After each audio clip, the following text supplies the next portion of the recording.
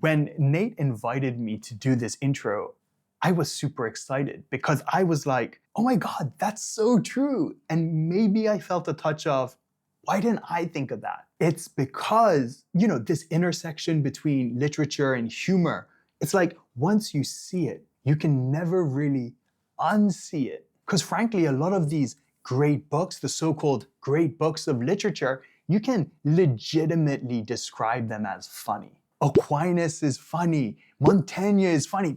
Nietzsche is hilarious. Even Kant, for God's sake, was funny at times. But these books, these guys who we think are just dry, boring philosophers that are super serious, they used humor because for most of human history, we have been terribly ignorant and information was gatekept by institutions like, I don't know, the church. Think about it. People couldn't even read. So poetry, recited poetry, plays, paintings, art that was accessible to the public. The purpose of those things was to shine a light on the way the world was. And the world was ugly. And humans are ultimately powerless. And reality is an irony maximizing machine, and self-awareness, the self-awareness of humor, tints everything with that flavor of, oh my God, I can't believe I used to do that. So when a work touches that nerve and it speaks to us on that profound level and moves us and shows us a part of ourselves that we didn't know existed, the only thing we can do is laugh.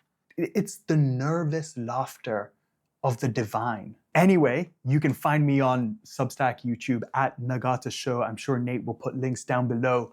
Strap in. You're gonna really enjoy this video. Thank you, Show, for that intro. I really like the point about self-awareness. Apparently, the etymological origin of the word comedy refers to this Greek word which means to revel. Show's got some really high quality videos about literature. Definitely check that out after this video. To illustrate the power of comedy when it comes to classic literature, I want to talk first of all about the importance of being earnest. Of course, I'm referring to the book by that title, not to the situation in actual life, according to which a lack of earnestness will not serve you very well, right? I'm no advocate of timidity, but it's the book itself, or the play, by Oscar Wilde that I want to talk about today. And the reason is because on a certain level, it may have single-handedly got me into literature. I didn't always read, whatever it is, dozens of books each year and try to find the, longest, most difficult texts. There was a time when I was super into Marvel movies and video games and whatever else lay beyond that in the more difficult realm of storytelling. In school and university, I was open to it, but I wouldn't, spend my free time or consider it worthwhile to spend my free time with like a long and dry book. Are you kidding me? What am I, in 1800s? I don't need to do this. But when I first encountered the importance of being earnest, it was the first time that I was instantly hooked by some, old or literary text. The dialogue is so witty. The Victorian period isn't that long ago, so it's a pretty accessible text as it goes. And there's a pun in the title, and it is just genuinely,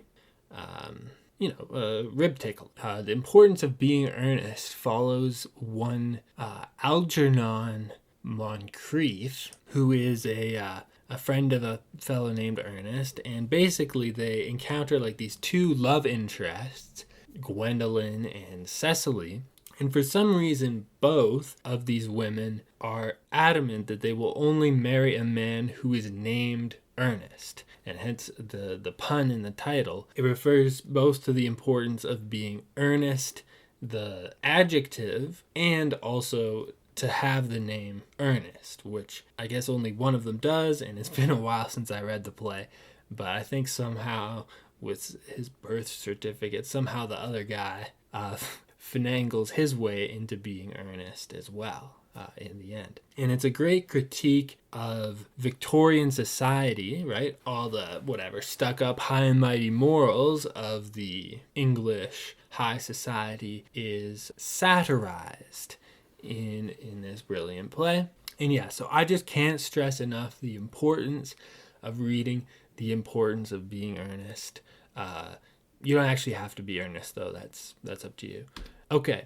Kurt Vonnegut. So I've actually only read, which one was it? Cat's Cradle by Kurt Vonnegut. So, it is possible that not all of them are as amusing or entertaining as I found Cat's Cradle to be. As I understand it, Slaughterhouse-Five certainly deals perhaps with some heavier subject matter. But here's a book. I prepared the slide beforehand. It called it Slapstick. So I don't know, that sounds like it could be related, at least tangentially, to humor. But Cat's Cradle I felt was really amusing, taking this scientific accelerationist whatever hubristic mindset that led to the creation of the atom bomb and kind of having like this playful spoof on it with this invention called Ice 9, which I guess like freezes everything that it touches such that it's like as dangerous as a nuke. Yeah, the story is just kind of ridiculous, and to me it served as like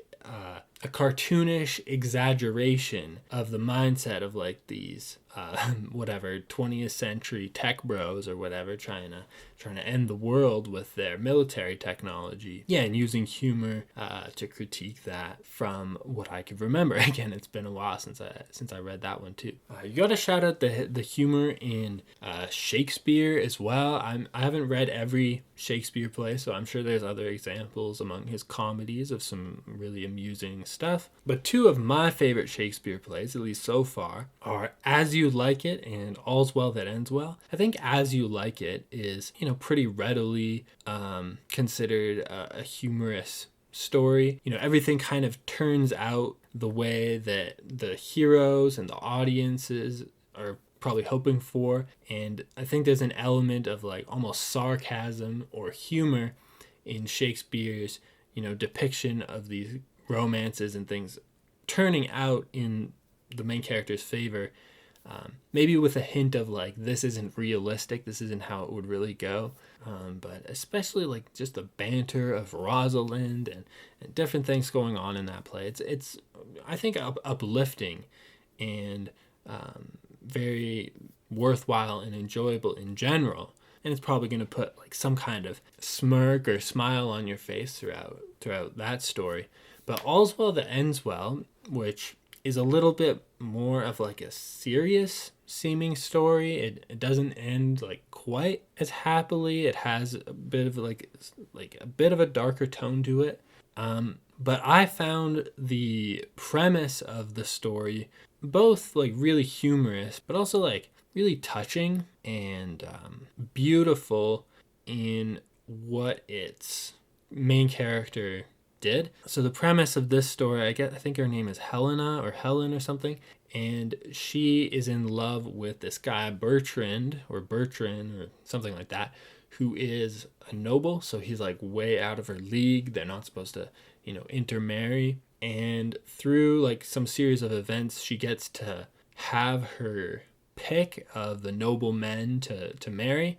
And so she chooses him, and he rejects her. He has no interest. She's like a servant.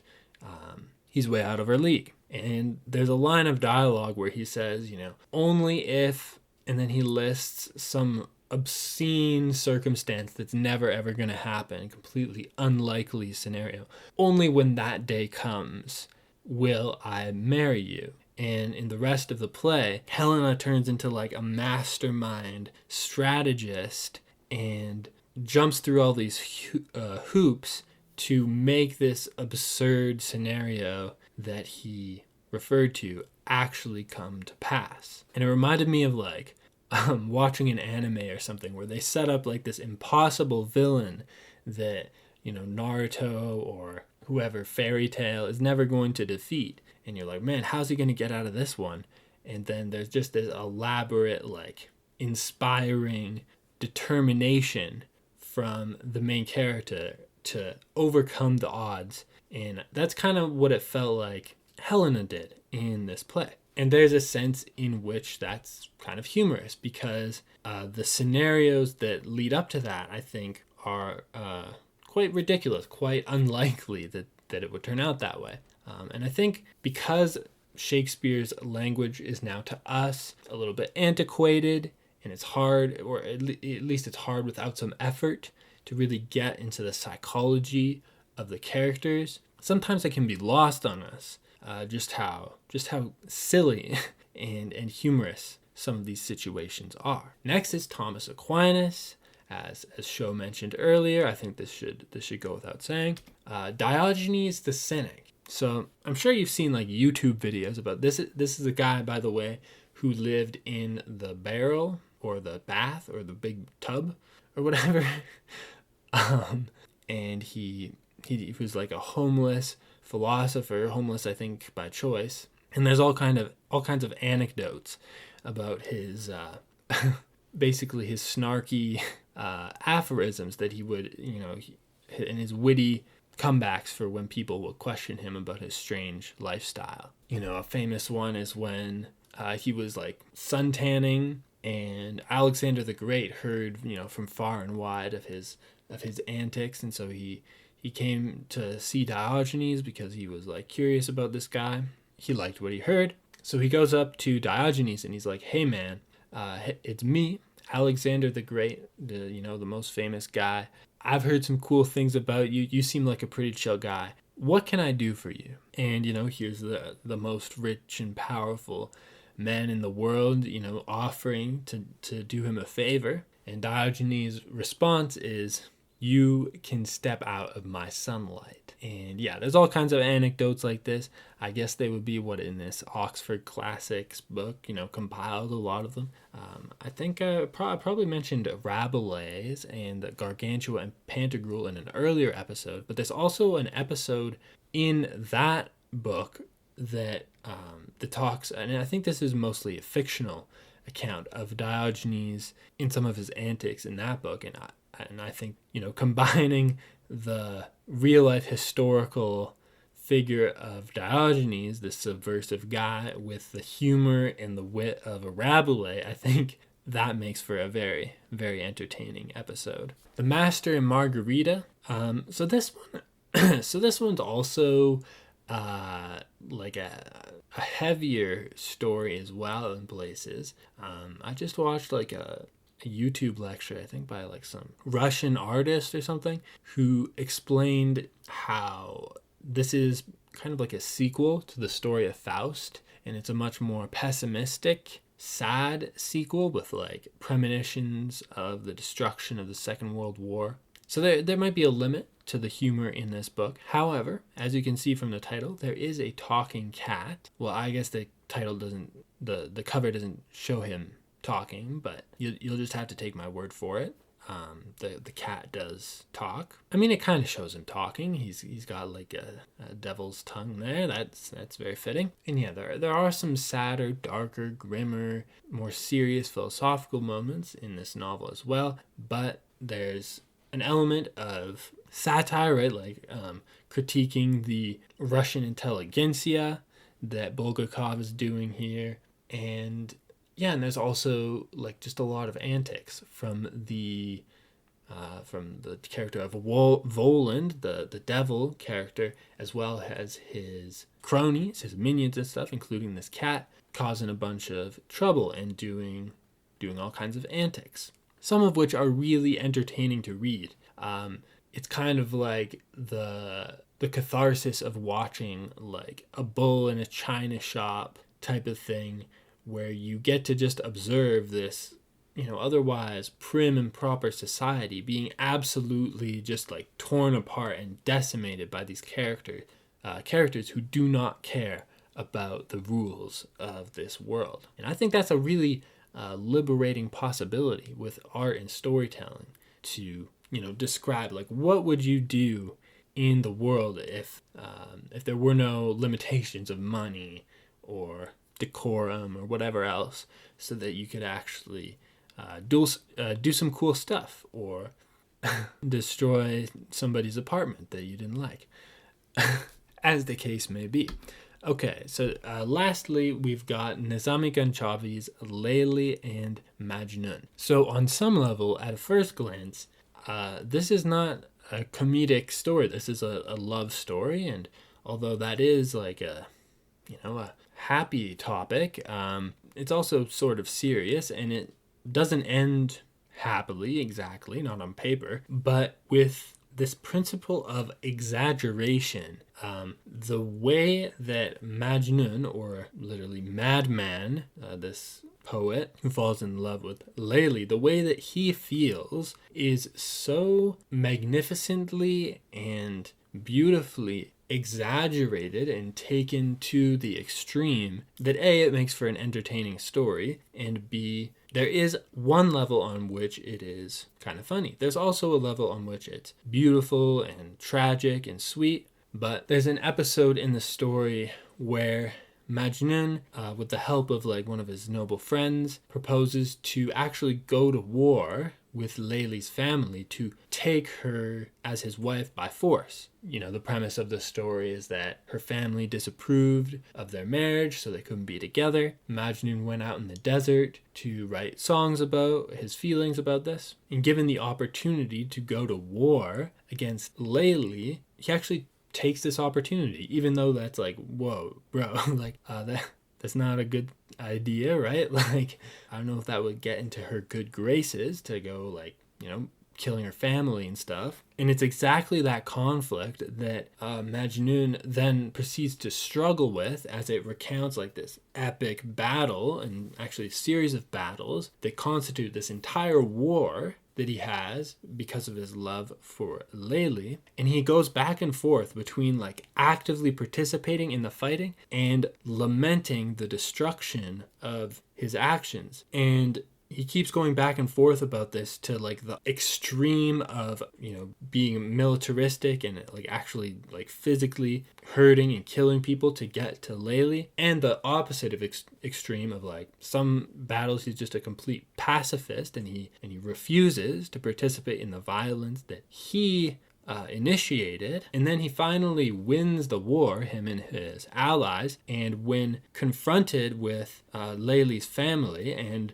given the opportunity to actually do what he set out to do and by force like run away with Layli, he then doesn't do it because he sees firsthand how that would hurt her family. And on some level it is a perplexing and philosophical beautiful conflict, because we see like the extremes of human nature, pacifism, militarism, love, hate, life, death being actively confronting each other. But there's at least some level on which this is kind of funny to read about, because it's kind of like, bro, like just pick a path here. Like, we've all been in love before, but I don't know if we need to go to these extremes. And then through all that contradiction, this poem transcends the worldly concerns of romance and starts to talk about the divine and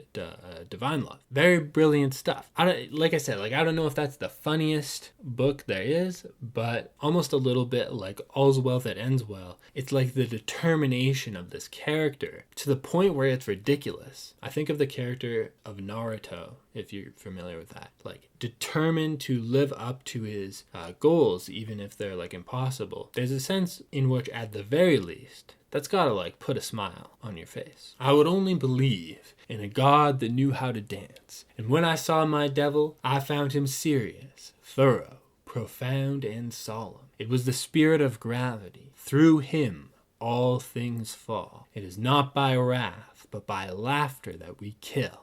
Come, let us kill the spirit of gravity. Thanks for watching, everybody. Check out my main channel, Substack, Patreon, if you'd like to support this work. And make sure to check out Show Nagata on YouTube and Substack. He's got some of the most high production value booktube videos I've seen. Thanks for watching to the end, and I hope you have a wonderful day.